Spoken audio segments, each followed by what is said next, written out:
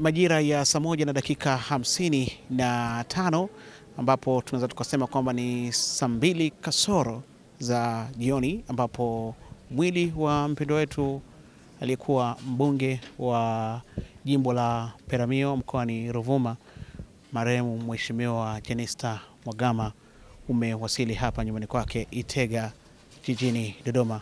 Hakika ni jambo la kuhuzunisha kwelikweli, maana tumekuwa tukizoea kumuona Mheshimiwa Jenista Mhagama kwenye viwanja vya bunge akiwa anatembea kwa kujidai kwelikweli, lakini pia hata katika maeneo ya nyumbani kwake hapa, lakini leo imekuwa ni tofauti kwelikweli. Hakika ni jambo la kuhuzunisha na vilio vimetawala katika eneo hili, na ndivyo ilivyokuwa. Sisi tumekaa hapa kwa ajili ya kufuatilia kwa ukubwa zaidi, na tumeweza mwisho siku kufahamu na kuona mwili wa Jenista Mhagama ukiwasili hapa nyumbani kwake.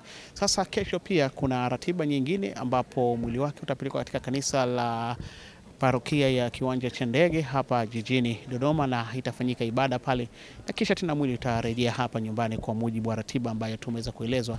Na siku ya Jumapili basi mwili huo utasafirishwa moja kwa moja mkoani Ruvuma kwa ajili ya kufanya shughuli za maziko ama kumpumzisha mpendwa wetu Mheshimiwa Jenista Mhagama. Bwana ametoa, jina lake limidiwe. Mimi ni askari wa On Air Carlos Ngonya, na hii ni video fupi ikionyesha mama yetu mpendwa, mwili wake ukiletwa hapa katika nyumba yake hapa Itega jijini Dodoma.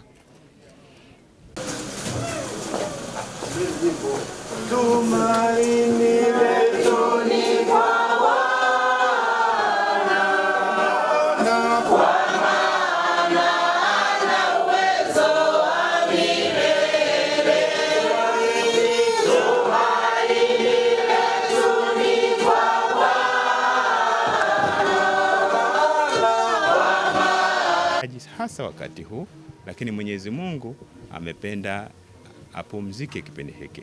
Kwa hiyo niseme tu kwamba sisi hasa tuliowahi kufanya kazi naye tumeumia vya kutosha, tumeumia sana.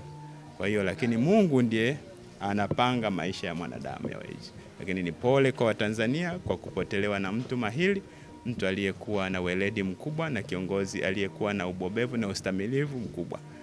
Basi niseme pole na tupeane pole wote, Watanzania wote.